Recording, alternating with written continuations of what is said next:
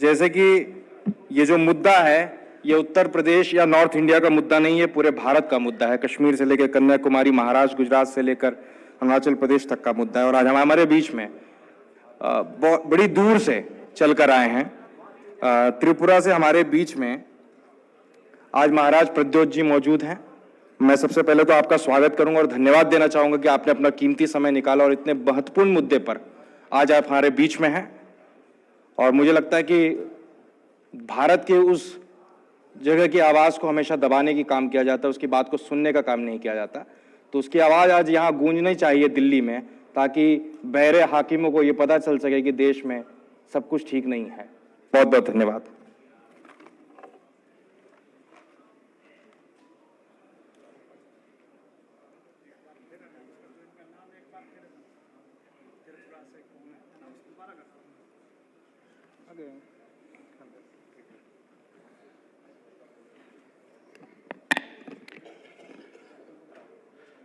धन्यवाद। सबसे पहले मैं अपने भाई का जयंत चौधरी जी को धन्यवाद कहना चाहता हूं। उन्होंने एक छोटे से राज्य से एक छोटी सी पार्टी को यहाँ में निमंत्रण करके अपना बड़ा दिल दिखाया है। I think Jayant, thank you very much. आपने ये जो सम्मान दिया है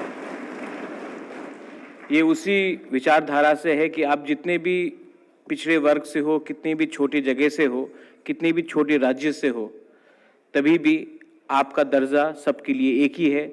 और वही चौधरी जी का एक सपना था और एक सोच था। और आज आपने मुझे यहाँ में निमंत्रण करके आप सबके सामने मुझे एक अवसर दिया है, एक मौका दिया है कुछ कहने के लिए अपने राज्य के बारे, अपने क्षेत्र के बारे, नॉर्थ ईस्ट के बारे। मैं इसको आपका बड़प्पन समझता हूँ। Once again, thank you very much for having invited me here. सबसे पहले मुझे एक बात की शांति है कि जेना जी ने मुझसे पहले बात किया, उसके बाद हमारे तृणमूल कांग्रेस के सांसद ने बात किया। तो मतलब है कि मेरी हिंदी भी इतनी अच्छी नहीं है। मैं कोशिश करूँगा, लेकिन कहीं कहीं में अगर हिंदी में कुछ चूक आ जाए तो आप अपने भाई को माफ़ कर दीजिए। मेरी हिंदी इतनी अच्छी नहीं है, आपके जैसी तो अच्छी नहीं है, लेकिन मैं कोशिश करूंगा, क्योंकि देश में संवाद होना चाहिए, कम्युनिकेशन होना चाहिए। और मुझे लगता है कि अगर आप हमारे बारे भी थोड़ा जानेंगे, क्योंकि हम आपके बारे बहुत जानते हैं, हम चौधरी जी के बारे बहुत अच्छी तरीके से जानते हैं। शायद बहुत लोगों को ये बात का जानकारी भी नहीं होगा कि मेरे पिताजी मेंबर ऑफ पार्लियामेंट थे जब चौधरी जी देश के प्राइम मिनिस्टर थे 1979 में। तो एक बहुत लंबा सा एक रिलेशनशिप रहा है। और आज चौधरी जी का ये जो डेथ एनिवर्सरी है, लेकिन एक बात मैं याद करना चाहूँगा। और हमारे बीच में आज चौधरी अजीत सिंह जी नहीं है, लेकिन ये मेरी खुशनसीबी है कि उनके देहांत से पहले मेरी मुलाकात जयंत जी के संग उनके घर में हुई थी। और उस समय मैं कांग्रेस का अध्यक्ष था और मैं कांग्रेस पार्टी छोड़ रहा था। तो मैंने, हमारा उम्र भी कम है, तो मैंने कुछ कहा कि हम नहीं डरते हैं। तो उन्होंने एक दो चीज़ जो मुझे कहा था उस समय, और आज मैंने उन बातों में अमल किया। और आज मेरी एक छोटी सी पार्टी है जिसने अपने पहले इलेक्शन में जीत हासिल करके हम आज त्रिपुरा ट्राइबल ऑटोनमस काउंसिल में पावर में है 2 महीने के अंदर। तो उस समय उन्होंने, आप लोग ने मुझे महाराजा कह के जिक्र किया है। कोई महाराजा हूं नहीं मैं, हिंदुस्तान में कोई महाराज नहीं है। एक महाराजा था, वो एयर इंडिया था, वो भी बिक गया है। हिंदुस्तान में कोई राजा नहीं है, महाराजा नहीं है। मैं भी एक ट्राइबल हूं, मैं नॉर्थ ईस्ट से आता हूं। हाँ, ये अलग बात है कि मेरे पिता या मेरे दादी और मेरे पूर्वजों ने एक समय त्रिपुरा में उनका राज था। आज मैं हिंदुस्तान का हूं और मैं यहाँ हिंदुस्तान की बात करने के लिए आया हूं, कोई परिवार के बारे बात करने के लिए नहीं आया।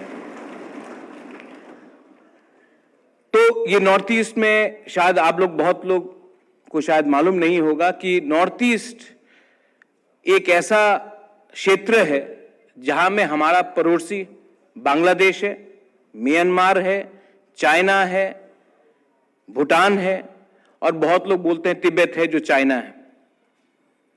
और हमारा जो कनेक्शन है देश के साथ, वो एक बहुत छोटे से रास्ते से जाता है, उनको अंग्रेजी में कहते हैं चिकन स्नेक। लेकिन अगर आप देखेंगे कि नॉर्थ ईस्ट के बारे, हमारे आम भारतीयों के बारे क्या जानकारी है, बहुत बार जब मैं दिल्ली आता हूं तो सब मेरे नॉर्थ ईस्ट के लोगों को कभी कहते हैं कि आप नेपाल से हो, कोई कहते हैं कि आप चाइना से हो, आप कोरिया से हो। और ये जो दूरी है ये क्यों है? क्योंकि एक प्रोग्राम है, एक सोच है कि एक भारतीय को दूसरे भारतीयों से दूर रखा जाए। अंग्रेज ने डिवाइड एंड रूल पॉलिसी किया था, और आज हिंदुस्तान में भी एक सोच है कि एक हिंदुस्तानी को दूसरे हिंदुस्तानी से अलग रखा जाए, कहीं में धर्म के नाम में, कहीं में जाति के नाम में, कहीं में कल्चर के नाम में। उनका खाना अलग है, इनका खाना अलग है। लेकिन मैं आपको एक बात बोलना चाहता हूं, हम लोग डरते नहीं हैं किसी से। और मैंने जयंत भाई से एक चीज देखा है, किसान आंदोलन में एक चीज देखा है कि आप लोग भी डरते नहीं हैं किसी से।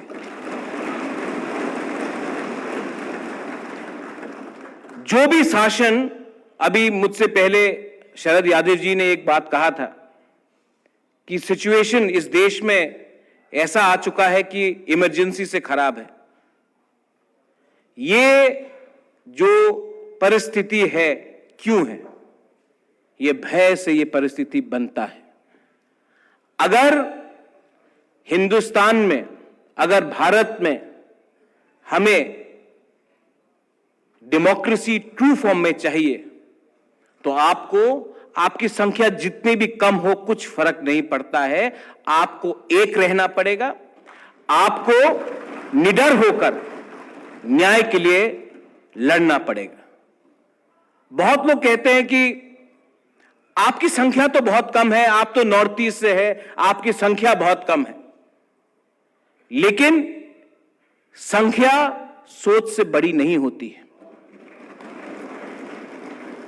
यहां में अगर एक नॉर्थ ईस्ट का एक छोटा सा लीडर यहां आकर चौधरी चरण सिंह के बारे बात कर रहा है, तो मतलब है कि चौधरी चरण सिंह का सोच आज भी नॉर्थ ईस्ट में जिंदा है। मैं यहां में, हमारे संग मनोज झा जी हैं। हम पिछले हफ्ते लंदन गए थे, पार्लियामेंट में हमारी बात हुई। ऑक्सफोर्ड, कैम्ब्रिज यूनिवर्सिटी में, ब्रिज इंडिया में आइडियाज ऑफ इंडिया के बारे में बात हुई। ये बात मैंने मनोज झा जी से बात नहीं की थी, मैं अभी बोल रहा हूं। मैं आपको एक उदाहरण देना चाहता हूं कि नॉर्थ ईस्ट के बारे क्या सोचा जाता है। मैं पार्लियामेंट में, हमारा एक भाषण था, जाने से पहले वहां में ब्रिटिश के एमपीज थे, हिंदुस्तान के बहुत एमपीज थे, डिग्नेटरीज थे। मैं अपना बात रखने जाने वाला था, तो एक हाई कमीशन का एक ऑफिशियल आकर मुझे कहता है, प्रद्योत, हिंदुस्तान के खिलाफ कुछ मत कहना। तो मैंने कहा, भाई साहब क्यों? आप इतने लोग हैं यहां में, इस कमरे में, आपने मेरे पास आकर ही क्यों कहा कि हिंदुस्तान के खिलाफ कुछ मत कहो? तो वो चुप रहा। तो मैंने उनको बोला, आप जानते हैं कि मेरे दादी ने ही इंस्ट्रूमेंट ऑफ एक्सेशन में साइन कर कर हम हिंदुस्तान का एक अंग बने। आप मुझे ही क्यों टारगेट कर रहे हो? इस कमरे में तो बहुत लोग हैं। ये सोच है कि नॉर्थ ईस्ट का एक जनजाति ये सिर्फ वायलेंस से अपना बात रख सकता है, वो देश को मानता नहीं है। ये एक सोच है कि नॉर्थ ईस्ट का एक अनुसूचित जनजाति वायलेंस से ही अपना बात रखता है और देशद्रोही है। इस सोच को तोड़ने के लिए हमने बहुत संघर्ष किया है। और आज मैं यहां में आपको बोल सकता हूं कि हमारे ही राज्य से बहुत बड़े लीडर्स हैं जिन्होंने कहा था, अरे जाट का तो कोई सोच नहीं है, वो तो उनका दिमाग नहीं है, हमारे पास दिमाग है। ये सोच आज भी जिंदा है और इस सोच को तोड़ने के लिए एक जंगल में बैठा हुआ जनजाति भी आपके साथ तैयार है। आप संघर्ष करो। आज हमारा भाषा खतरे में है। मैं हिंदी नहीं बोल सकता हूं, मेरी हिंदी इतनी अच्छी नहीं है,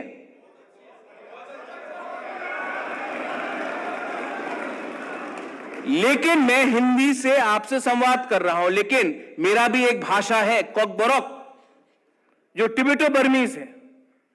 आज हमें कहा जाता है कि आप उस भाषा में बात मत करो, हमारा पकवान अलग है। तो कहा जाता है नहीं, अगर आपने ये नहीं कहा, ये नहीं खाया, तो आप हमारे देश के नहीं हो सकते हो। हमारा जो वस्त्र है, रिग्नाई, ट्राइबल लोग हम लोग पहनते हैं, बोलते नहीं, जब तक आप ये नहीं वस्त्र पहनोगे तो आप देश के नहीं हो। ये कैसा देश है? ये देश सिर्फ एक भाषा के आधार में, एक खाने के आधार में या एक वस्त्र के आधार में नहीं बना था।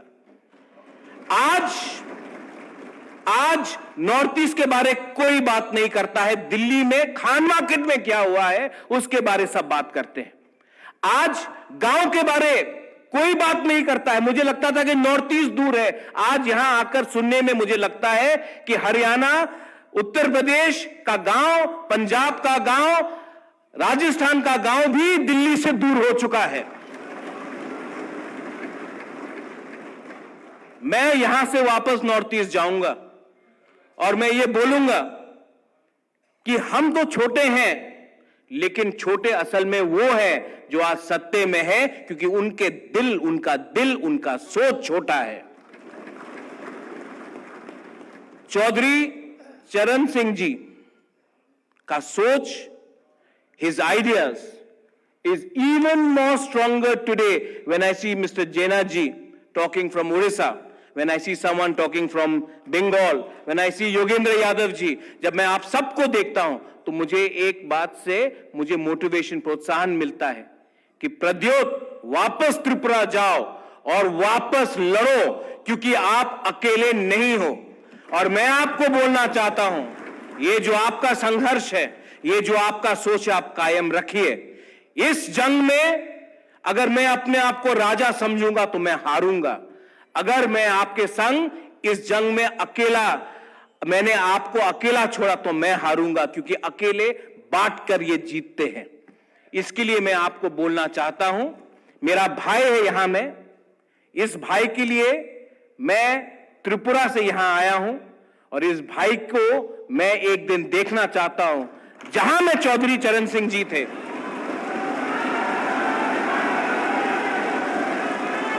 आज मैं आपको बोलना चाहता हूं कि किसान का बेटा इस देश का प्रधानमंत्री क्यों नहीं बन सकता?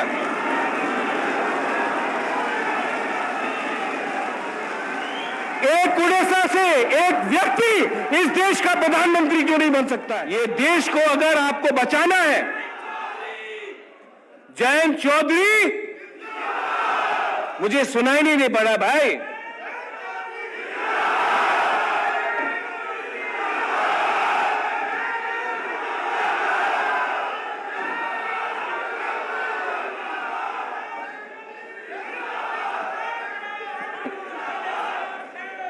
अब जैन भाई, मैं जाट बन चुका हूं।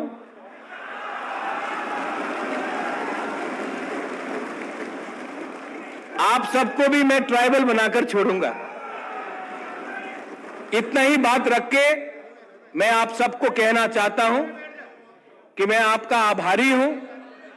आपने मुझे यहां में एक मौका दिया और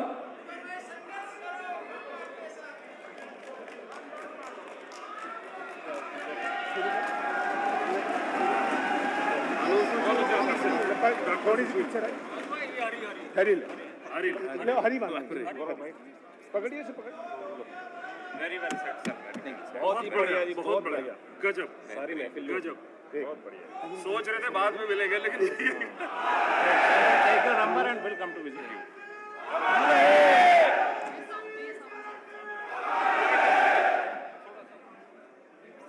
हाँ चल चल, बस बहुत बढ़िया, बहुत बढ़िया, very well set sir and will come to see you. Thank you परिवार आपके साथ, आपसे मिलते हैं जी बात।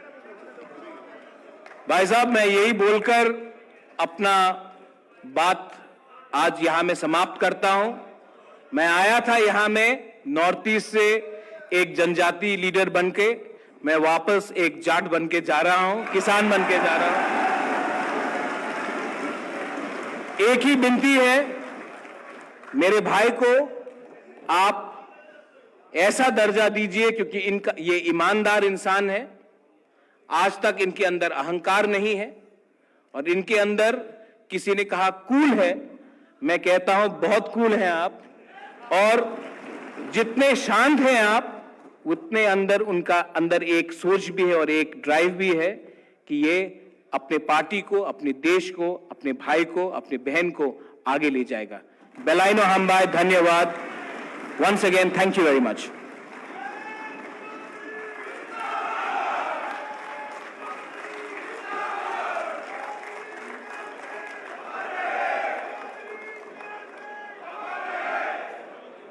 बहुत बहुत धन्यवाद